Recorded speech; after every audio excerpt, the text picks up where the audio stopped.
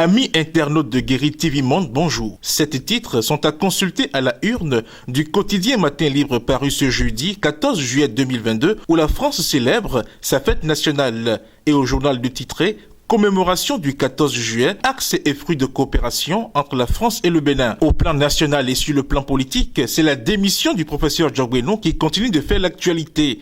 Le journal titre donc en manchette « Législative de 2023, deuxième indice qui renforce le doute sur l'élection ». Dans le développement de ce titre, la rédaction questionne « Les élections législatives seront-elles vraiment ouvertes ?» Les engagements et professions de foi du chef de l'État pour les législatives inclusives sont-elles à prendre à la lettre? La question évoquée des indices du contraire s'impose dans l'analyse de l'actualité. Le premier évoqué par Matin Libre réside dans le message adressé par Patrice Talon à Emmanuel Macron. Les résultats des législatives n'étant pas favorables à la coalition Ensemble de Macron, le chef de l'État béninois a, dans un message adressé à son homologue français, laissé entendre que la France a besoin de se réinventer politiquement pour préserver sa grandeur et ses acquis, voire satisfaire ses attentes. Patrice Talon d'ajouter que la routine et la sérénité ne sont peut-être pas les meilleurs atouts pour la France en ces circonstances. Le chef de l'État béninois voudrait-il insinuer que la France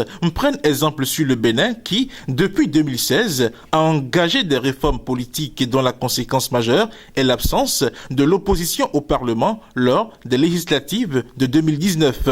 Le rédacteur de l'article continue en ces termes. L'ambiguïté du message le laisse penser. En tout cas, le cas échéant, l'opposition n'a-t-il pas des inquiétudes à avoir quant à l'effectivité de l'ouverture annoncée des élections? Le deuxième indice, qui selon Matin Libre renforce le doute à propos de l'ouverture annoncée des législatives, naît de la démission de Joseph Djogbenou, désormais ex-président de la Cour des sages. Aussitôt la démission de l'ex-avocat personnel de Patrice Talon officialisée, l'opinion publique dans sa grande majorité, le voit déjà président de l'Assemblée nationale, 9e législature. L'autre actualité qui fait la une de Matin Libre ce jeudi est, après sa démission de la Cour, Djogbenou, des pistes sur sa destination. L'autre actualité qui fait la une de Matin Libre ce jeudi est baccalauréat 2022, 59% d'admissibilité. L'Atlantique s'en sort premier. En effet, les grandes tendances des résultats du baccalauréat 2022 sont rendues publiques par le directeur de l'Office du baccalauréat, le professeur Alphonse Da Silva, mercredi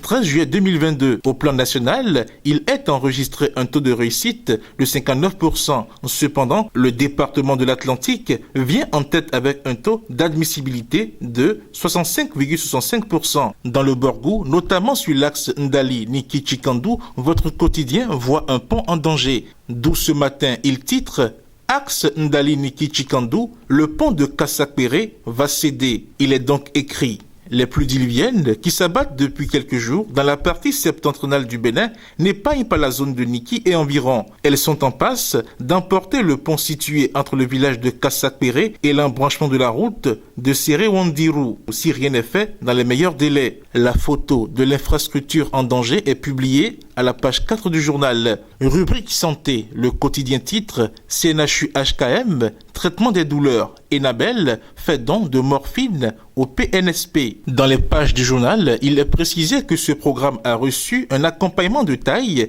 dans sa mission d'alléger les douleurs des patients en phase terminale.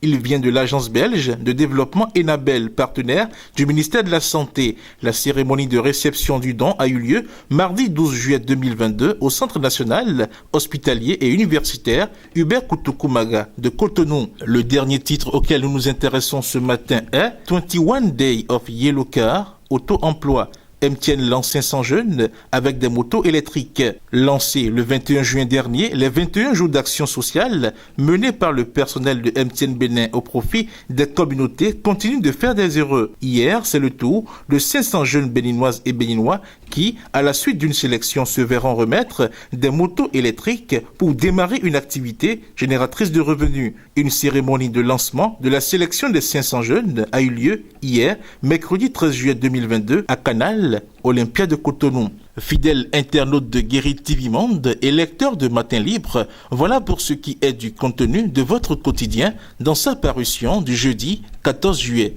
2022.